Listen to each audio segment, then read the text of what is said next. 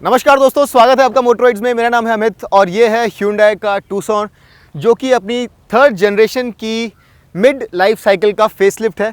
और इसका जो फोर्थ जनरेशन आइटरेशन है वो भी Hyundai ने दिखाया है, जो कि बहुत ज़्यादा फंकी लगता है, लेकिन उसे आने में अभी कुछ टाइम है। तो तब तक ये वाली जो गाड़ी है यहाँ पर हमें सर्व करेगी। एक 5 सीटर प्रीमियम SUV की जो क्लास है वहाँ पर टूसॉन ने अपना एक विशिष्ट स्थान बनाया है और ये काफ़ी पॉपुलर भी है क्योंकि यहाँ पर फीचर्स आपको काफ़ी सारे मिलते हैं, अंदर स्पेस काफ़ी सारा मिलता है और ओवरऑल जो एक एक्सपेक्टेशन होती है प्रीमियम SUV से लोगों की, उसे ये काफ़ी हद तक पूरी करता है।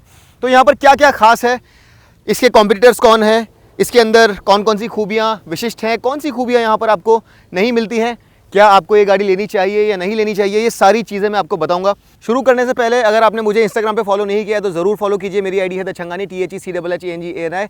मोटरराइड्स इंडिया को भी इंस्टाग्राम पे फॉलो कीजिए। और अगर आपको long format fully detailed reviews चाहिए तो मोटरराइड्स को सब्सक्राइब कर दीजिए, क्योंकि हम आपको देते हैं सबसे ज़्यादा डिटेल्ड रिव्यूज़। चलिए शुरू करते हैं। और अगर आप डायमेंशंस की बात करें तो टूसॉन जो है ये अपने सेगमेंट का सबसे बड़ा SUV नहीं है।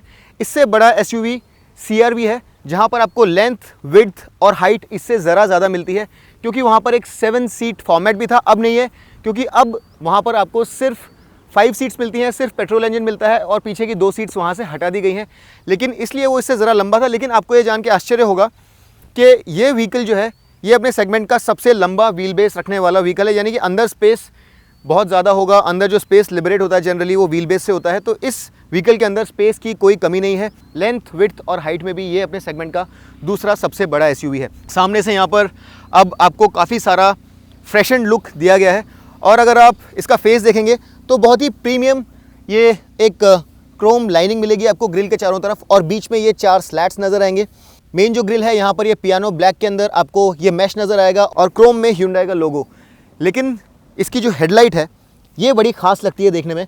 और अगर आप यहाँ पे देखेंगे तो ये फुली LED हेडलैम्प है। यहाँ पर सभी LED एलिमेंट्स को प्रोजेक्टर सेटअप दिया गया है। बाहर की जो 2 लाइट्स हैं ये लो बीम है और जो अंदर के 3 एलिमेंट्स हैं ये हाई बीम है। यहाँ पर ये आपको DRL भी नज़र आ रहा होगा। और ओवरऑल ये जो लाइट सेटअप है ये देखने में काफ़ी खूबसूरत लगता है, काफ़ी आकर्षक लगता है। यहाँ पर जो ब्लिंकर्स हैं ये भी LED हैं। अब ये फॉग लैम्प्स जो हैं ये यहाँ पर LEDs नहीं हैं, लेकिन ये एक DRL का एलिमेंट है जो जब फॉग लैम्प आप यूज़ नहीं करते हैं तो ऊपर वाले LED एलिमेंट के साथ जलता है, लेकिन अगर आप फॉग लैम्प यूज़ कर रहे हैं तो ये जो एलिमेंट है ये नहीं जलेगा। तो आगे यहाँ पर लाइटिंग जो है काफ़ी स्पेशल दी गई है। उसके अलावा अगर आप कुछ और इंटरेस्टिंग एलिमेंट्स की बात करें तो यहाँ पर ये आपको पियानो ब्लैक में एक इंसर्ट मिलता है और नीचे एक बड़ा एयर डैम मिलता है। ओवरऑल काफ़ी स्मार्ट लुकिंग इसका फेस है, न बहुत ज़्यादा एग्रेसिव है और न ही बहुत ज़्यादा सटल है। काफ़ी अर्बन लुक, काफ़ी प्रीमियम लुक यहाँ पर दिया गया है। और ये जो SUV है ये एक अर्बन फैमिली को कंफर्ट में साथ लेकर के चलने के लिए बनाया गया है। एक बहुत ज़्यादा रगेड या ऑफ रोड वाली इमेज इस गाड़ी की नहीं है। जैसे कि अगर आपने जीप कंपास को देखा है तो वहाँ पर एक बड़ी रगेड सी इमेज है। ये एक ज़्यादा स्पोर्टी, ज़्यादा अर्बन, ज़्यादा फैमिली ओरिएंटेड SUV है। और ये चीज़ इसको आपको साइड से देख करके भी समझ में आएगी, जहाँ पर इसकी रूफ लाइन जो है ये पीछे की ओर ज़रा स्वीप डाउन करती है, ज़रा स्पोर्टी इसे दिखाने के लिए। और इसका जो ये ग्लास एरिया है ये भी पीछे की तरफ टेपर करता है, जिससे कि इसकी जो विंडो लाइन है ज़रा ऊपर हो जाती है और अंदर बैठ करके आपको एहसास होता है कि ये विंडो ज़रा ज़्यादा ऊपर है। क्रोम हैंडल्स हैं यहाँ पर और उसके साथ ही क्रोम हैंडल्स के इधर आपको लाइट मिलती है। व्हील्स यहाँ पर आपको 18 इंच नज़र आएंगे। 2 टोन व्हील्स हैं, आगे और पीछे दोनों ही तरफ आपको डिस्क ब्रेक्स नज़र आएंगे। 225 सेक्शन यहाँ पर आपको नेक्सन के टायर्स मिलते हैं। इनकी ड्राई ग्रिप बहुत अच्छी है। और अगर आप यहाँ से साइड से इसे देखेंगे तो अंडर क्लैडिंग के नीचे ये एक कॉन्ट्रास्टिंग एलिमेंट नज़र आएगा। ये जो डोर्स हैं ये नीचे तक नहीं जाते हैं और कुछ गाड़ियों में आपको ये डोर्स नीचे तक जाते हुए मिलेंगे, वहाँ पर आपकी जो ड्रेस है वो गंदी नहीं होती है, लेकिन वो फीचर यहाँ पर आपको नहीं मिलेगा। आपको 2 टोन ORVMs मिलते हैं विद LED ब्लिंकर्स और ऊपर आपको एक बड़ी ही ज़बरदस्त पैनोरामिक सनरूफ मिलती है। शार्क फिन एंटेना मिलता है। जो टॉप वेरिएंट्स है यहाँ पर उसमें आपको फ्रंट पार्किंग सेंसर्स भी मिलते हैं। और ये जो गाड़ी है ये BS6 कंप्लायंट डीजल है, तो यहाँ पर आपको एड ब्लू के लिए कंपार्टमेंट भी नज़र आ जाएगा। ग्राउंड क्लियरेंस यहाँ पर 190 mm है, जो कि बहुत ज़्यादा नहीं है, लेकिन ख़राब रास्तों पर चलने के लिए सफिशिएंट है। इवन कुछ ज़्यादा ख़राब रास्तों पर भी आप चल रहे हैं तो आपको ज़्यादा प्रॉब्लम नहीं होगी, लेकिन अगर आप इसे एक ऑफ रोडर मान करके यूज़ करना चाहते हैं तो शायद तकलीफ़ हो सकती है। पीछे से आप इसे देखेंगे तो यहाँ पर आपको रियर व्यू कैमरा नज़र आएगा और बड़ा ही सिंपल क्लीन कट डिज़ाइन है यहाँ पर, जो इसके टेल लैंप्स हैं ये भी काफ़ी हद तक LEDs हैं और एक्सटेंड करते हैं इसके साइड में। अगर आप इसे साइड से देखते हैं तो ये 3 एलिमेंट्स आपको प्रोफाइल में नज़र आते हैं और ये इसके एक स्पोर्टी प्रीमियम लुक को और ज़्यादा हाईलाइट करते हैं। लेकिन अगर रिवर्स लाइट और ब्लिंकर्स आप देखेंगे तो ये यहाँ पर LED एलिमेंट्स नहीं है। इसके अलावा रेयर पार्किंग सेंसर्स यहाँ पे हैं ही और आगे की ही तरह यहाँ पर आपको एक कॉन्ट्रास्टिंग एलिमेंट ग्रे कलर का मिलता है क्लैडिंग के नीचे। स्पोर्टी लुक के लिए यहाँ पर आपको ट्विन मफलर मिलते हैं और ये फॉ नहीं है, यहाँ पर ये प्रॉपर ट्विन मफलर्स हैं जिससे एग्जॉस्ट बाहर आता है और ये देखने में मेरे ख्याल से काफ़ी ज़्यादा अच्छा, काफ़ी ज़्यादा स्पोर्टी लगता है। ये जो वेरिएंट है ये ऑल व्हील ड्राइव वेरिएंट है, इसलिए यहाँ पर आपको ये H ट्रैक का लेबल मिलेगा। यहाँ पर आपको 360 डिग्री कैमरा नहीं मिलता है, इसलिए आगे या फिर मिरर्स में आपको किसी तरह का कोई कैमरा नज़र नहीं आएगा। यहाँ पर आपको स्मार्ट बूट मिलता है। ये बूट का जो गेट है ये पावर्ड है और आप अगर इस की को देखेंगे तो लॉक अनलॉक के अलावा यहाँ पर आपको ये बूट के लिए अलग से बटन मिलता है, जिसे अगर आप होल्ड करके रखेंगे तो ये बूट जो है ऑटोमेटिकली खुल जाएगा और ये एक बहुत अच्छा फीचर है। यहाँ पर अगर आप बूट स्पेस देखेंगे तो आपको 513 लीटर्स का बूट स्पेस मिलता है जो पार फॉर कोर्स है। यहाँ पर जो दूसरी गाड़ियाँ हैं उसमें भी आपको लगभग 520 लीटर्स के आसपास बूट स्पेस मिलता है। कंपस में बूट स्पेस आपको कम मिलता है, यहाँ पर आपको कंपस से ज़्यादा बूट स्पेस मिलेगा, तो ये एक एडवांटेज है कंपस के ऊपर। लेकिन यहाँ पर आपको फुल साइज्ड स्पेयर नहीं मिलता है। अगर आप डीजल की बात करें तो यहाँ पर 17 इंच व्हील नज़र आपको आएगा और अगर आप पेट्रोल के साथ जाएंगे तो वहाँ पर आपको 18 इंच व्हील नज़र आएगा। लेकिन दोनों ही केसेस में आपको स्पेस सेवर मिलेगा, फुल साइज्ड स्पेयर आपको दोनों ही वेरिएंट्स में नहीं मिलेगा। इसके साथ ही अगर यहाँ पे आप देखें तो आपको एक 12 वोल्ट का पावर सॉकेट नज़र आएगा, कुछ हुक्स हैं यहाँ, एक लाइट यहाँ दिख रही होगी आपको और ये है सबवूफर जो कि इस पूरे इंफोटेनमेंट सिस्टम का एक हिस्सा है। ये एक हुक और ये पार्सल शेल्फ जो है इसे आप इस तरह से खींच के एडिशनल स्पेस यहाँ पे अगर बनाना चाहते हैं किसी सामान को रखने के लिए तो बना सकते हैं और अगर आपको ये स्पेस बिल्कुल चाहिए ही नहीं तो आप इस तरीके से इसे निकाल सकते हैं। मैं इसे वापस लगा देता हूँ और इस बूट को बंद कर देता हूँ। चाबी कुछ इस तरह से नज़र आती है, काफ़ी हैवी सॉलिड चाबी है। यहाँ पे लॉक अनलॉक, बूट रिलीज़ के अलावा इमरजेंसी लाइट और हॉर्न जलाने के लिए भी एक बटन है और चाबी आपको जेब से निकालने की ज़रूरत नहीं है, बटन दबाइए और इस तरह से ये जो डोर है खुल जाएगा। सीट हाइट ऊंची नहीं है और अंदर घुसने के लिए किसी तरह की कोई मशक्क़त करने की आपको ज़रूरत नहीं है। और यहाँ पर आप अगर देखेंगे तो आपको इलेक्ट्रिक एडजस्टमेंट्स मिलते हैं जो कि लंबार सपोर्ट के लिए भी हैं, लेकिन लंबार सपोर्ट आपको वर्टिकली एडजस्ट करने के लिए नहीं मिलेगा। इलेक्ट्रिकली आप सिर्फ इसे आगे या पीछे कर सकते हैं और ये लंबार सपोर्ट आपको पैसेंजर साइड पे नहीं मिलेगा, वहाँ पर सिर्फ इलेक्ट्रिकली आप सीट को आगे पीछे और रिक्लाइन कर सकते हैं, लेकिन वहाँ पर भी आपको इलेक्ट्रिक सीट ज़रूर मिलती है। अब ये डोर पैनल अगर आप देखेंगे तो यहाँ पर आपको इलेक्ट्रिक मिरर्स के अलावा फोल्डिंग मिरर्स का ऑप्शन मिलता है। अगर यहाँ पे ये बटन आप इस तरह से दबाते हैं तो मिरर्स फोल्ड हो जाते हैं। अगर आप इसे ऑटो पे रखेंगे तो जब आप गाड़ी बंद करके लॉक करके दूर जाएंगे तो ये फोल्ड हो जाएंगे और अगर आप इस तरफ जाते हैं तो ये हमेशा एक्सटेंडेड रहेंगे, तब ये फोल्ड नहीं होंगे। इसके अलावा लॉक अनलॉक और ये विंडोज़ लॉक, लेकिन auto one touch up and down आपको सिर्फ ड्राइवर साइड पर मिलेगा। पीछे के जो दोनों विंडोज़ हैं वहाँ पर आपको वन टच अप और डाउन नहीं मिलता है, नहीं पैसेंजर साइड पर। मेरे ख्याल से ये फीचर यहाँ पर होना चाहिए था। डोर पैनल की अगर मैं बात करूँ तो यहाँ पर ये जो पार्ट है यहाँ पर मटेरियल सॉफ्ट टू टच है, लेकिन ये जो रेस्ट ऑफ द पैनल है ये हार्ड प्लास्टिक है। जो आर्म रेस्ट है ये आपको यहाँ पर सॉफ्ट लेदर टच मिलेगा। तो जो टच पॉइंट है यहाँ पर एक काफ़ी प्रीमियम फील दिया है, लेकिन जो बाकी पैनल है ये ज़रा हार्ड प्लास्टिक है। अंदर सिल्वर डोर पुल्स आपको नज़र आएंगे और ये जो एरिया है यहाँ पर आपकी 1 लीटर की वाटर बॉटल आ जाएगी और उसके अलावा कुछ और स्पेस आपको यहाँ पर नज़र आएगा। इसके अलावा इंस्ट्रूमेंट कंसोल की ब्राइटनेस यहाँ से आप कंट्रोल कर सकते हैं, ट्रैक्शन कंट्रोल यहाँ से आप ऑफ कर सकते हैं। यहाँ पर ऑन द फ्लाई आप ऑल व्हील ड्राइव एंगेज कर सकते हैं और ये बटन दबा करके आप 4 व्हील ड्राइव जो है उसे लॉक या अनलॉक कर सकते हैं। ये जो बटन है ये बूट रिलीज़ के लिए है और इसे दबा करके होल्ड करके रखिए तो बूट जो है खुल जाएगा और इसे वापस एक बार आप दबाएंगे तो जहाँ आप बूट को रोकना चाहते हैं वहीं पर बूट रुक जाएगा और इसे फिर से आप वापस दबाएंगे तो बूट जो है वो बंद हो जाएगा। स्टीयरिंग व्हील टिल्ट और टेलीस्कोपिक। इसके अलावा यहाँ पर आपको क्रूज़ कंट्रोल मिलता है, स्टीयरिंग माउंटेड कंट्रोल्स हैं, वॉइस कमांड्स हैं।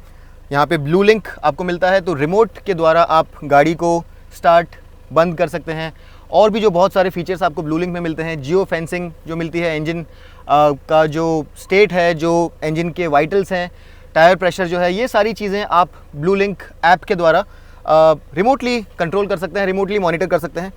इसके अलावा अगर आप इंस्ट्रूमेंट कंसोल की बात करें तो काफ़ी सिंपल लेकिन काफ़ी easy to read instrument console है। यहाँ पर इन्फॉर्मेशन की कोई कमी नहीं है। आपको माइलेज और फ्यूल एफिशिएंसी से रिलेटेड सारी इन्फॉर्मेशन यहाँ पे मिल जाएगी। उसके अलावा टायर प्रेशर और बाकी जो सारी सेटिंग्स हैं उन्हें आप यहाँ से बहुत इजीली कंट्रोल कर सकते हैं। काफ़ी इंट्यूटिव ये सिस्टम है, इसे यूज़ करना बहुत आसान है। लेफ्ट में टैको, राइट में स्पीडो, यहाँ पे फ्यूल गेज, काफ़ी फेमिलियर सिस्टम है। यहाँ पर फ्यूज़ है, एक डेड पेडल है, ये ऑटोमेटिक है तो यहाँ पर ऑब्वियसली किसी तरह का कोई क्लच नहीं है। Boot release. और चलिए अब देखते हैं कि इस गाड़ी में और क्या फीचर्स अवेलेबल हैं। अब कीलेस एंट्री है तो ऑब्वियसली यहाँ पे पुश बटन स्टार्ट भी है। और अगर मैं मटेरियल्स की बात करूँ तो डैशबोर्ड जो है ये बहुत ही अच्छी क्वालिटी का है। यहाँ पर डैशबोर्ड पर आपको ऊपर वाले पार्ट में मटेरियल्स की कोई कंप्लेंट नहीं आएगी। यहाँ पर सॉफ्ट टू टच मटेरियल है ऊपर। बीच वाला जो पार्ट है ये लेदर में फिनिश्ड है और जो साइड वाले एसी वेंट्स हैं ये वर्टिकली स्टैक्ड है और बीच वाला जो एसी वेंट है ये हॉरिजॉन्टल है। लेकिन ये जो नीचे वाला पार्ट है यहाँ पर ये मेरे ख्याल से ज़रा बेहतर हो सकता था। हार्ड प्लास्टिक हमने इस सेगमेंट में और गाड़ियों में भी देखे हैं, लेकिन ये प्लास्टिक जो खुद है ये ज़रा और बेहतर क्वालिटी का होता तो मेरे ख्याल से अच्छा होता, क्योंकि एक प्रीमियम गाड़ी है और Hyundai से हम ये उम्मीद करते हैं कि अपने अपने सेगमेंट्स में वो हमेशा सबसे प्रीमियम, सबसे ज़्यादा फीचर रिच कार्स देती हैं। तो ये अगर ज़्यादा और प्रीमियम होता तो ज़्यादा अच्छा रहता।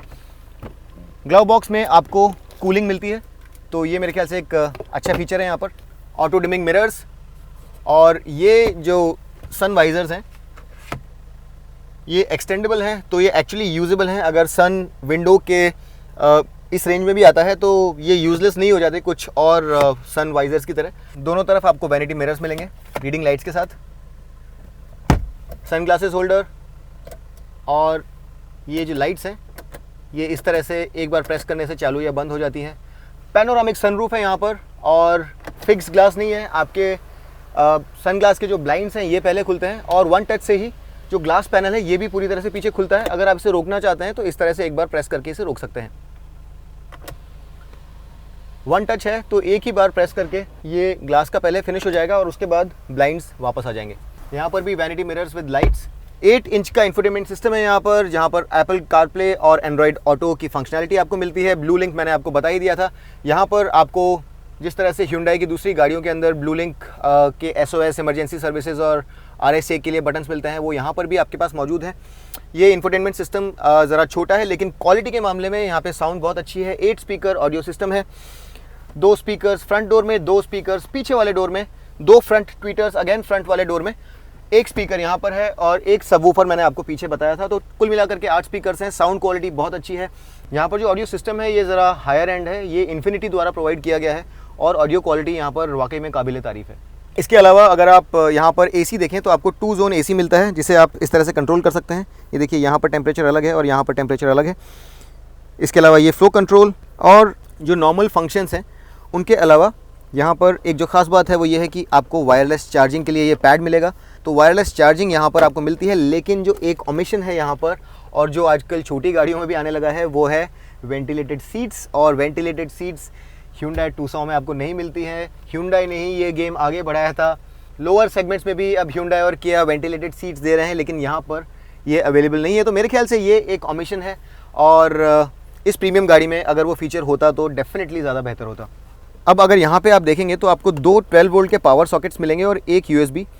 मेरा ये मानना है कि यहाँ पर ये 12 वोल्ट पावर सॉकेट्स के बजाय अगर USB ज़्यादा होते तो ज़्यादा अच्छा रहता, क्योंकि वो ज़्यादा यूजेबल होता है। आपको कोई कन्वर्टर या किसी तरह का कोई अडेप्टर यूज़ नहीं करना पड़ता, सीधा आप अपना चार्जर जो है वहाँ पर डाल सकते हैं।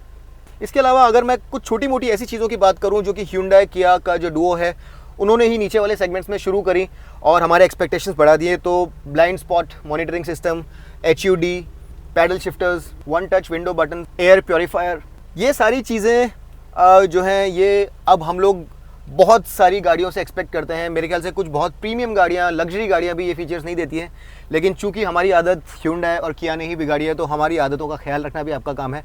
और मुझे पूरी उम्मीद है कि अगला जो Tucson आएगा 4th जनरेशन वो फीचर्स के मामले में जो इस सेगमेंट में गाड़ियाँ हैं उन्हें पछाड़ देगा, लेकिन यहाँ पर ये कुछ फीचर्स मिसिंग हैं। सीट्स अपने आप में बहुत कंफर्टेबल हैं। यहाँ पर एडजस्टेबल हेडरेस्ट भी है आपके पास, एडजस्टेबल सीट बेल्ट है आपके पास और इसके साथ ही आपको ये एक बड़ा आर्मरेस्ट मिलता है जो कि एडजस्टेबल नहीं है, लेकिन यहाँ पर स्पेस आपके पास बहुत सारा है। यहाँ पर आप बहुत सारी चीज़ें अंदर डाल सकते हैं और साथ ही इजी एक्सेस के लिए ये एक ऊपर रिमूवेबल ट्रे भी दी गई है। ये जो आप यहाँ पर कप होल्डर्स देख रहे हैं ये 2 साइजेज़ में है, एक बड़ा और एक छोटा, लेकिन ये एडजस्टेबल है। ये जो अंदर आप नॉचेस देख रहे हैं ये मूव करते हैं और आपके कप साइज़ के हिसाब से अपने आप को एडजस्ट कर लेते हैं। एक और छोटा स्पेस यहाँ पर आपको नज़र आ रहा होगा। और इसके अलावा जो पार्किंग ब्रेक है ये इलेक्ट्रिक है, लेकिन ये आपको सारे वेरिएंट्स में नहीं मिलेगा। अब यहाँ पर आपके पास 3 वेरिएंट्स हैं डीजल के अंदर, GL ऑप्शंस, GLS और GLS 4 व्हील ड्राइव। मैं आपको जल्दी से ये बता देता हूँ कि GLO और GLS वेरिएंट्स में क्या फ़र्क है। अब GLO जो है वहाँ पर आपको कुछ फीचर्स नहीं मिलते हैं। ये क्या फीचर्स हैं? आपको LED प्रोजेक्टर लैंप नहीं मिलेगा, आपको LED स्टैटिक बेंडिंग लाइट्स नहीं मिलेंगी यानी कि कॉर्नरिंग लाइट्स, आपको सुपरविजन क्लस्टर नहीं मिलेगा, पावर्ड टेल गेट जो आपने देखा वो आपको नहीं मिलेगा वहाँ पर, ये इलेक्ट्रिक पार्किंग ब्रेक नहीं मिलेगा, वहाँ पे मैकेनिकल ब्रेक मिलेगा आपको, फ्रंट पार्किंग सेंसर्स नहीं मिलेंगे, और जो एडवांस ट्रैक्शन कॉर्नरिंग कंट्रोल है जिसके द्वारा आपको ज़्यादा बेहतर ग्रिप मिलती है कॉर्नर्स पर, वो सिर्फ 4 व्हील ड्राइव में अवेलेबल है। तो ये आपको GLS 2 व्हील ड्राइव वेरिएंट में भी फीचर नहीं मिलेगा, सिर्फ ऑल व्हील ड्राइव में मिलेगा। यहाँ पर 6 एयरबैग्स आपको मिलते हैं और सेफ्टी के लिहाज से Hyundai Tucson जो है ये बहुत ही सेफ कार है, आपको किसी तरह की कोई चिंता करने की ज़रूरत नहीं है। ABS है, इलेक्ट्रॉनिक एड्स भी यहाँ पर काफ़ी अच्छे से हैं। In fact all wheel drive system जो है ये इस गाड़ी की ग्रिप को और आपके कंट्रोल को भी काफ़ी हद तक बढ़ा देता है, तो आपको किसी तरह की कोई परेशानी नहीं होगी। अगर आप अपनी फैमिली की सेफ्टी को लेकर के चिंतित हैं तो Hyundai Tucson में आपको वो चिंता करने की ज़रूरत नहीं है। ओवरऑल अगर आप फीचर्स की बात करें तो फीचर्स, सेफ्टी और टेक्नोलॉजी के हिसाब से यहाँ पर काफ़ी अच्छी दी गई है, लेकिन Hyundai और Kia की खुद की जो गाड़ियाँ हैं उन्होंने लोअर सेगमेंट में ज़्यादा फीचर्स देकर के एक्सपेक्टेशंस बढ़ा दिए हैं, तो वही एक हमारी यहाँ पर ज़रा शिकायत है। और दूसरी बात, अगर जो लोअर डैशबोर्ड में मटेरियल्स हैं ये ज़रा और बेहतर होते तो मज़ा आता। ये मटेरियल्स मेरे ख्याल से ज़रा और बेहतर क्वालिटी के हो सकते थे। चलिए अब हम लोग पीछे चल के देखते हैं कि वहाँ पर स्पेस कितना है और फीचर्स कौन सी हैं और कौन सी मिसिंग है। आगे की तरह पीछे भी आपको जहाँ पर आपका आर्म रेस्ट करता है वहाँ पे soft to touch leather material दिया गया है, लेकिन विंडोज़ यहाँ पर 1 टच अप एंड डाउन नहीं है। इस सेगमेंट में मेरे ख्याल से up and down Windows 1 touch होनी चाहिए थी। ऊपर का मटेरियल सॉफ्ट टू टच, लेकिन ये बीच का जो मटेरियल है ये अगेन थोड़ा हार्ड है। और ये नीचे यहाँ पर आपको लगभग 1 लीटर की बॉटल आ जाएगी, लेकिन ज़रा आपको ज़ोर लगाना होगा, ये थोड़ा और बड़ा हो सकता था। अंदर घुसने के लिए आपकी जो सीट हाइट है ये आइडियल है, ना ज़्यादा ऊंची है ना बहुत ज़्यादा नीची है, और यहाँ पर आपको ये Tucson की ब्रांडिंग मिलेगी। अंदर बैठने के बाद एक जो अच्छी चीज़ है यहाँ पर वो ये है कि आपकी सीट जो है ये पीछे काफ़ी हद तक रिक्लाइन होती है, तो अगर आप लंबे सफ़र पर चल रहे हैं तो आप बड़े आराम से यहाँ पर बैठ सकते हैं। आप नी रूम की बात कर लें, आप हेड रूम की बात कर लें, थाई सपोर्ट की बात कर लें, सीट्स बहुत कंफर्टेबल है यहाँ पर। मेरे ख्याल से कंफर्ट के लिहाज से कोई कमी नहीं है। सस्पेंशन बहुत अच्छा है, इंसुलेशन बहुत अच्छा है, ऑडियो क्वालिटी बहुत अच्छी है, AC बहुत स्ट्रॉन्ग है, पीछे आपको 2 AC वेंट्स भी मिलते हैं, तो उस लिहाज से आपको कोई शिकायत नहीं होगी। एक USB सॉकेट भी मिलता है आपको, लेकिन जैसा मैंने आपको पहले बताया था विंडो लाइन जो है ये ज़रा ऊंची है, तो बाहर का दृश्य जो है वो बहुत ज़्यादा क्लियरली आपको नज़र नहीं आएगा, और अगर आपका कद अगर छोटा है तो आपको ऐसा लग सकता है कि ये जो विंडो लाइन है बहुत ज़्यादा ऊंची है। तो ये एक जो चीज़ है ये मेरे ख्याल से आपको ध्यान में रखनी है। इसके अलावा अगर आप 6 फुट 2 इंच या 6 फुट 3 इंच के भी हैं तो भी आपको यहाँ बैठने में किसी तरह की कोई तकलीफ नहीं होगी। एक चौड़ा आर्म रेस्ट यहाँ पे दिया गया है जिसमें 2 कप होल्डर्स भी हैं, और ये जो पीछे की सीट्स हैं ये 60-40 स्प्लिट हैं और फोल्ड होती हैं बड़े आराम से। देखिए यहाँ पर ये जो लेवर है इसे इस तरह से पुल करके आप इसे बड़े आराम से नीचे गिरा सकते हैं, और 60-40 स्प्लिट तौर पर इसे यूज़ करके अपना बूट स्पेस बड़े आराम से बढ़ा सकते हैं। थर्ड सीट जो है ये बहुत लंबे डिस्टेंस के लिए तो नहीं है, लेकिन मेरे ख्याल से इस गाड़ी की विड्थ सफिशिएंट है, तो यहाँ पर आप किसी तीसरे इंसान को भी शॉर्ट टू मीडियम जर्नीज़ के लिए बिठा सकते हैं। और एक और जो ज़रूरी चीज़ है वो ये है कि तीनों ही जो हेडरेस्ट हैं ये एडजस्टेबल हैं, और थर्ड पैसेंजर की जो सीट बेल्ट है ये यहाँ से रिलीज़ होती है इस तरह से, और उसके लिए एक प्रॉपर प्रोविज़न है, तो यहाँ पर एक तीसरा पैसेंजर भी प्रॉपर सीट बेल्ट के साथ बैठ सकता है। इसके अलावा यहाँ पर आपको ये 2 रीडिंग लाइट्स मिलती हैं दोनों पैसेंजर्स के लिए, और एक कोट हुक भी मिलेगा हैंडल के साथ साथ। ओवरऑल सीट्स बहुत कंफर्टेबल हैं, मुझे यहाँ पर किसी तरह की कोई शिकायत नहीं है। यहाँ पर आइसोफिक्स चाइल्ड माउंट्स भी हैं। सामने वाला सीट का बैकरेस्ट जो है ये स्कूप्ड आउट है, मैगज़ीन होल्डर्स हैं। कंफर्ट के लिहाज से मुझे यहाँ पर किसी तरह की कोई प्रॉब्लम नहीं है, और ये जो बैक सीट है ये यहाँ पर काफ़ी कंफर्टेबल है, अच्छी राइड क्वालिटी के साथ। अगर आप एक लंबे डिस्टेंस पे भी जा रहे हैं तो आप यहाँ पे बहुत ही कंफर्टेबल रहेंगे, और Tucson जो है ये अपनी बैक सीट जो है इसके द्वारा काफ़ी ज़्यादा इंप्रेस करता है। दोस्तों टूसॉन जो है यहाँ पर आपको दो इंजन ऑप्शंस मिलते हैं, एक 2 लीटर डीजल और एक 2 litre naturally aspirated petrol. Diesel जो है वो टर्बो है और यहाँ पर आपको क्लास लीडिंग पावर और टॉर्क फिगर्स मिलते हैं। डीजल में आपको 182 एचपी की पीक पावर 4000 आरपीएम पर और पीक टॉर्क 400 न्यूटन मीटर्स की 1750 और 2750 आरपीएम के बीच में मिलती है। अगर इस सेगमेंट की नेक्स्ट सबसे पावरफुल डीजल गाड़ी की बात की जाए तो जो जीप कंपस है वहाँ पर आपको 171 एचपी की पीक पावर और 350 न्यूटन मीटर्स की टॉर्क मिलती है और कैरॉक और सीआरवी में आपको डीजल ऑप्शन मिलता ही नहीं है। यहाँ पर आपको ये 8 स्पीड ऑटोमेटिक ट्रांसमिशन मिलता है, मैनुअल ट्रांसमिशन की ऑप्शन आपके पास अवेलेबल नहीं है। और एक और ख़ास बात जो है वो ये है कि डीजल में ही आपको ऑल व्हील ड्राइव मिलेगा, आपको पेट्रोल के अंदर ऑल व्हील ड्राइव नहीं मिलेगा। पेट्रोल इंजन जो है यहाँ पर ये क्लास लीडिंग नहीं है पावर और टॉर्क फिगर्स के मामले में, क्योंकि और जो दूसरे ऑप्शंस हैं वहाँ पर कुछ आपके पास टर्बोचार्ज्ड ऑप्शंस भी हैं जहाँ पर टॉर्क ज़्यादा बनती है। जो पेट्रोल है वहाँ पर आपको 150 एचपी की पीक पावर और 192 न्यूटन मीटर्स की टॉर्क मिलती है। और जो दूसरे टर्बोचार्ज्ड इंजन है, जैसे कि करॉक के अंदर आपको टर्बोचार्ज्ड इंजन मिलता है, जीप कंपस में आपको टर्बोचार्ज्ड इंजन मिलता है, वहाँ पर आपको टॉर्क ज़्यादा मिलती है। बहरहाल हम ये जो गाड़ी चला रहे हैं यहाँ पर आपको फ्यूल एफिशिएंसी जो ARAI सर्टिफाइड है वो 14 किलोमीटर्स पर लीटर से ज़रा ज़्यादा है। और अगर आप इस गाड़ी को हाईवे पर एक हल्के राइट फुट के साथ चलाएंगे तो आप सरप्राइज हो जाएंगे कि इतना बड़ा इंजन इतनी अच्छी फ्यूल एफिशिएंसी कैसे दे सकता है। ओपन हाईवेज़ के ऊपर यहाँ पर फ्यूल एफिशिएंसी जो है ये ARAI सर्टिफाइड एफिशिएंसी से ज़्यादा भी आपको मिल सकती है। और अगर ट्रैफिक नहीं है तो आप 18-19 kmpl भी टच कर सकते हैं। यहाँ पे अगर आप देखेंगे तो हमने ऑलरेडी ये गाड़ी लगभग 50 किलोमीटर चलाई है, लेकिन हम इसे शूट के वक्त चला रहे थे, यानी ट्रैक कर रहे थे, और 50 किलोमीटर चलने के बावजूद भी ये मुझे 17 kmpl की फ्यूल एफिशिएंसी दिखा रही है, और ये स्टॉप स्टार्ट ट्रैफिक और कुछ एक्सेलरेशन रन्स के बावजूद है।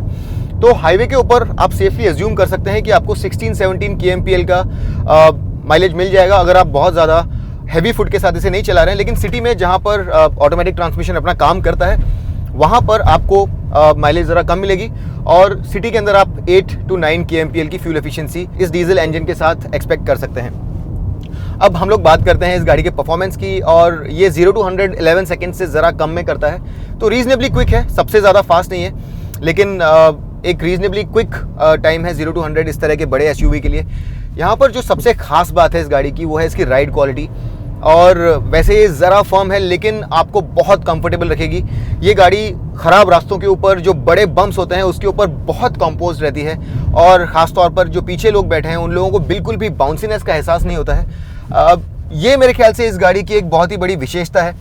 अगर आप इसे कंपेयर करें इस सेगमेंट की दूसरी गाड़ियों से तो मेरे ख्याल से स्टैंड आउट परफॉर्मेंस है इस गाड़ी का राइड क्वालिटी के मामले में। NVH लेवल्स बहुत अच्छे हैं। जो 8 स्पीड ऑटोमेटिक ट्रांसमिशन यहाँ पर है ये बहुत ही लाजवाब है। आप ये भी याद रखिए कि जो पेट्रोल इंजन है वहाँ पर आपको 6 स्पीड ट्रांसमिशन मिलेगा, वहाँ पर ये सेम ट्रांसमिशन नहीं मिलता है। तो ये जो ट्रांसमिशन है ये बहुत अच्छा है, लेकिन एक जो मिसिंग चीज़ है वो ये है कि यहाँ पर आपको पैडल शिफ्टर्स नहीं मिलते हैं। अब ये जो ट्रांसमिशन है यहाँ पर आप मैनुअल कंट्रोल भी ले सकते हैं इस तरह से, और इसे सीक्वेंशली शिफ्ट कर सकते हैं। और जब आप इसे पूरी तरह से रेव करेंगे तो 4250 आरपीएम पर जाकर के ये अपशिफ्ट करता है। मैनुअल मोड के अंदर भी ये होल्ड ऑन नहीं करेगा जो रेव्स हैं उसको। और जो रेड लाइन है ये यहाँ पर 4500 आरपीएम पर है, लेकिन शिफ्ट जो है वो ज़रा जल्दी हो जाते हैं। ऑटोमेटिक शिफ्ट जो है इवन इफ अगर आप मैनुअली कर रहे हैं तो ज़रा जल्दी हो जाते हैं। अप शिफ्ट करने के लिए आपको जो टैको है इस पर नीडल को मिनिमम 1500 आरपीएम पर रखना होगा अगर आप मैनुअली शिफ्ट करना चाहते हैं तो।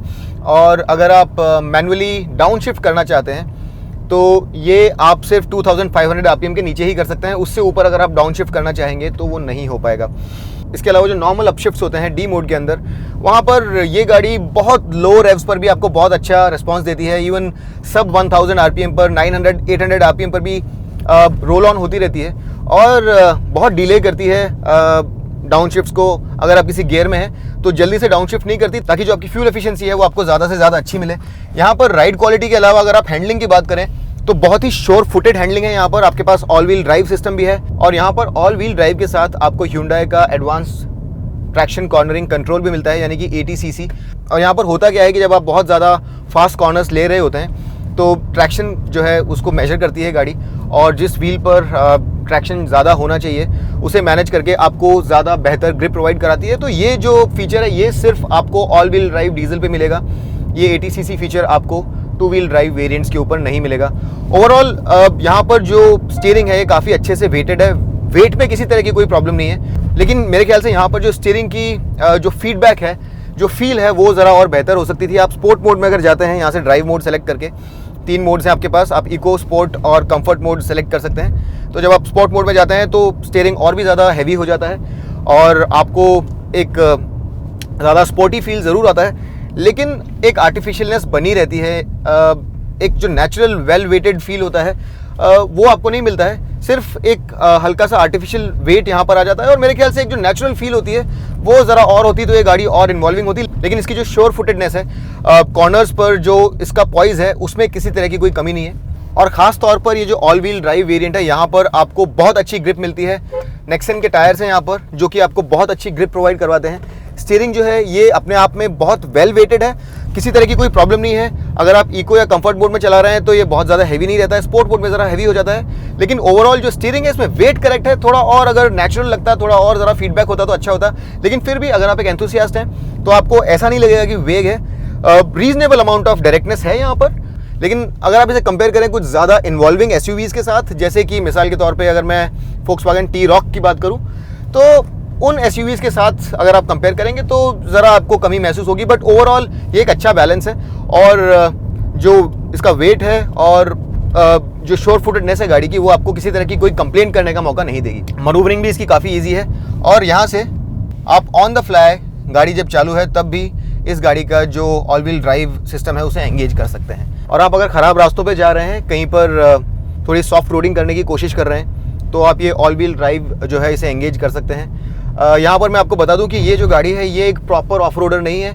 यहाँ पर जो ऑल व्हील ड्राइव सिस्टम है ये ज़्यादा रोड बायस्ड है। तो अगर आप ये सोच रहे हैं कि ऑल व्हील ड्राइव आपको ऑफ रोडिंग में बहुत ज़्यादा मदद करेगा, तो इसकी कैपेबिलिटीज़ लिमिटेड है। यहाँ पर ग्राउंड क्लियरेंस भी ज़रा कम है, 190 mm है, जो कि आपको ऑफ द रोड जाकर के ख़राब रास्तों के ऊपर जाने के लिए या फिर जहाँ पर ट्रैक्शन कम है वहाँ पर निकलने के लिए ज़रा मदद कर सकता है। लेकिन एक प्रॉपर 4x4 वाली ऑफ रोड कैपेबिलिटीज़ आपको यहाँ पर नहीं मिलेंगी। मेरे ख्याल से इस गाड़ी के रोड मैनर्स बहुत अच्छे हैं।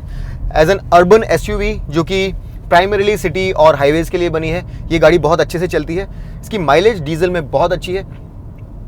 लेकिन अगर आप एक प्रॉपर ऑफ रोडर ढूंढ रहे हैं तो मेरे ख्याल से ये गाड़ी उस क्राइटेरिया को पूरा नहीं करेगी। But overall for a family एक ऐसी गाड़ी जो कि रोड पर ज़्यादातर चले और कभी कभार थोड़ी सॉफ्ट रोडिंग कर ले, उस लिहाज से ये गाड़ी बहुत ही बढ़िया है। अगर मिसिंग फीचर्स की मैं बात करूं यहाँ पर, तो मेरे ख्याल से पैडल शिफ्टर्स होने चाहिए थे, ताकि आप मैनुअली बड़े ही स्मूथ शिफ्टिंग और बड़े इंटेलिजेंट ऑटोमेटिक ट्रांसमिशन को ज़्यादा अच्छे से यूज़ कर पाते। और अगर आप कुछ और चीज़ों की बात करें तो एक प्रीमियम एसयूवी, ज़्यादा महंगा एसयूवी होने के नाते जिस तरह से आपको लोअर सेगमेंट में HUD और इवन Hyundai की क्रेटा के अंदर पैडल शिफ्टर्स और ब्लाइंड स्पॉट आइडेंटिफिकेशन जैसे कुछ फीचर्स मिल रहे हैं, ये भी यहाँ पर मिल जाते तो और ज़्यादा अच्छा होता। But overall as a family SUV यहाँ पर आप किसी तरह का कोई कंप्लेंट नहीं कर सकते। अंदर स्पेस बहुत अच्छा है और कंफर्ट के लिहाज से ये गाड़ी बड़ी ही ज़बरदस्त है। अब दोस्तों इस बात में कोई शक नहीं है कि Hyundai Tucson जो है काफ़ी वेल राउंडेड एसयूवी है, काफ़ी कंफर्टेबल है, काफ़ी फीचर रिच है और इसके साथ ही साथ यहाँ पर आपको ऑल व्हील ड्राइव का ऑप्शन भी मिलता है, जो कि आपको जीप कॉम्पस के अलावा कहीं नहीं मिलेगा। अब आज हम लोग डीजल चला रहे थे, लेकिन मैं फिर भी पेट्रोल के बारे में आपको बता देता हूँ कि पेट्रोल अगर आप खरीदना चाहते हैं तो वहाँ पर आपको क्या एडवांटेज है, क्या डिसएडवांटेज है और कीमतें कैसी हैं। क्योंकि यहाँ पर जो 2 कॉम्पिटिटर्स हैं, Karoq और CRV, वहाँ पर सिर्फ पेट्रोल आपको मिलता है। तो यहाँ पर पेट्रोल की जो कीमतें हैं वो है 22.3 और 23.5 लाख रुपीज़, जो कि GL ऑप्शंस और GLS वेरिएंट्स के लिए है। और अगर आप Karoq और CRV से कंपेयर करें तो वो डेफिनेटली कम है, क्योंकि Karoq जो है वो 25 लाख रुपीज़ का है और CRV 28 लाख रुपीज़ का है। तो कीमतों में काफ़ी सारा डिफरेंस है। लेकिन कॉम्पस जो है वहाँ पर पेट्रोल मैनुअल जो है उसकी ऑप्शन आपको मिलती है, यहाँ पर आपके पास मैनुअल नहीं है, वहाँ पर मैनुअल आपको मिलता है और उसकी कीमत 16.5 लाख रुपीज़ से चालू होती है। तो काफ़ी डिफरेंस आ जाता है। लेकिन वहाँ पर पेट्रोल जो है वो फ्यूल एफिशिएंट ज़्यादा नहीं है, तो ये चीज़ आप ध्यान रखिए। और ये कुछ लोगों के लिए चिंता का सबब भी है। अगर ऑटोमेटिक ट्रांसमिशन के साथ जाते हैं आप, जहाँ पर आप उस गाड़ी को इसके साथ डायरेक्टली कंपेयर कर सकते हैं, तो 20 लाख रुपीज़ से 22 लाख रुपीज़ की कीमत में आपको कॉम्पस मिलती है और वहाँ पर आपको ऑल व्हील ड्राइव सिस्टम भी मिलता है, जो यहाँ पर पेट्रोल में आपको नहीं मिलेगा। तो वहाँ पर जो एडवांटेज है वो ये है कि आपको ऑल व्हील ड्राइव सिस्टम मिलता है, लेकिन यहाँ पर आपको ज़रा स्पेस ज़्यादा मिलता है और एक Hyundai का ब्रांड होने के नाते जो सर्विस है, रीसेल है और इस तरह की जो चीज़ें हैं वो यहाँ पर आपको ज़्यादा मिलेंगी। लेकिन कुल मिलाकर के जीप कॉम्पस जो है वहाँ पर पेट्रोल में आपको कीमतें ज़रा कम मिलेंगी। डीजल में Tucson की कीमतें 24.4 लाख रुपीज़ से चालू होती है, जो GLS वेरिएंट है, 2 व्हील ड्राइव वेरिएंट, वहाँ पर आपको देने होते हैं 25.5 लाख रुपीज़, और जो top of the line all wheel drive variant है, यहाँ पर आपको 27 लाख रुपीज़ देने होते हैं। इसे अगर आप कंपास से कंपेयर करें तो वहाँ पर आपको जो स्टार्टिंग प्राइस है वो ज़रा कम मिलेगी। 17 लाख रुपीज़ से वहाँ पर कीमतें चालू हो जाती है, क्योंकि वहाँ पर मैनुअल भी है। लेकिन अगर आप ऑटोमेटिक के साथ जाना चाहते हैं तो वहाँ पर कीमतें शुरू होती हैं 22 लाख रुपीज़ से और जाती हैं 27.5 लाख रुपीज़ तक, जो कि इससे भी 0.5 लाख रुपीज़ ज़्यादा है। तो वहाँ पर कीमतें स्टार्टिंग पॉइंट जो है वो ज़रा कम है, लेकिन जो top and fully loaded model है वो यहाँ से ज़रा महंगा है। यहाँ पर मैं आपको एक सीधी सी बात बता देता हूँ कि अगर आपको एक फैमिली SUV चाहिए जहाँ पर आपको पीस ऑफ माइंड और सर्विस से रिलेटेड सारी शांति चाहिए, जहाँ पर आपको स्पेयर्स सस्ते चाहिए, जहाँ पर आपको सर्विस बहुत ज़्यादा प्रॉम्प्ट चाहिए, तो ये गाड़ी आपके लिए ज़्यादा बेहतर है। लेकिन अगर आप एक एंथुसियास्ट हैं और आपको ज़्यादा सीरियस ऑफ रोडिंग करनी है, एक प्रॉपर SUV चाहिए, एक ज़्यादा capable all wheel drive system चाहिए, तो आप जीप कंपास के साथ जा सकते हैं। क्योंकि जीप कंपास जो है वो एक ज़्यादा रगेड SUV है, ज़्यादा अच्छे से ऑफ रोडिंग कर सकता है, और चैलेंजिंग सिचुएशंस के अंदर, प्रॉपर ऑफ रोडिंग कंडीशंस के अंदर मेरे ख्याल से जीप कंपास जो है वो इस गाड़ी से बेहतर है। लेकिन as a well rounded family SUV with more space, एक ज़्यादा मन की शांति वाला SUV जिसके अंदर आपको फीचर्स सारी मिले और स्पेस भी आपको अच्छा खासा मिले, उस लिहाज से टूसॉन जो है एक काफ़ी परिपूर्ण SUV है। और इस गाड़ी को आप लेकर के कभी भी पछताएंगे नहीं। आपको इस तरह की फीलिंग नहीं आएगी कि मैंने SUV लिया तो मेरा मेंटेनेंस बहुत ज़्यादा हो गया या फिर मुझे स्पेयर्स पे बहुत खर्चा करना पड़ा। यहाँ पे आपको वंडर वारंटी मिलती है, जहाँ पर आप 3 इयर्स की अनलिमिटेड वारंटी ले सकते हैं, या फिर 4 इयर्स में 60,000 किलोमीटर्स की वारंटी ले सकते हैं, या फिर इसे एक्सटेंड करके 5 साल की 50,000 किलोमीटर्स की वारंटी ले सकते हैं। तो ये फ्लेक्सिबल है, आप चूज़ कर सकते हैं, और साथ ही 3 इयर्स का मेंटेनेंस आपको फ्री मिलता है। तो वो जो सारी चीज़ें हैं यहाँ पर आपको एज एन एडवांटेज मिलेंगी। और एज अ फैमिली SUV अगर आप बहुत ज़्यादा एडवेंचरस नहीं है, बहुत ज़्यादा ऑफ रोडिंग नहीं करते हैं, तो मेरे ख्याल से एक काफ़ी बैलेंस्ड गाड़ी है, काफ़ी फीचर रिच, काफ़ी लोडेड गाड़ी है, और अंदर स्पेस काफ़ी अच्छा है, काफ़ी फ्लेक्सिबल भी है, और Hyundai का बैज होने के कारण आप इसे एक मन की शांति के साथ खरीद सकते हैं। उम्मीद करता हूँ कि इस वीडियो के द्वारा मैं आपके नए Hyundai Tucson से संबंधित सारे सवालों के जवाब दे पाया। लेकिन अगर कुछ छूट गया है, कोई आपके सवाल बाकी रह गए हैं, तो उन्हें कमेंट सेक्शन में डाल दीजिए। मैं हमेशा कोशिश करता हूँ कि इस तरह के सवालों के जवाब दूँ। और अगर आपको ये वीडियो पसंद आया तो इसे लाइक करना ना भूलिए, सब्सक्राइब ज़रूर कीजिए। हम लोग बहुत मेहनत करते हैं अपने वीडियोस बनाने के लिए, और आपका एक लाइक और सब्सक्राइब हमें बहुत प्रोत्साहन प्रदान करता है। अगली बार तक के लिए मैं आपका दोस्त अमित आपसे विदा लेता हूँ। तब तक के लिए drive hard, drive free and drive safe.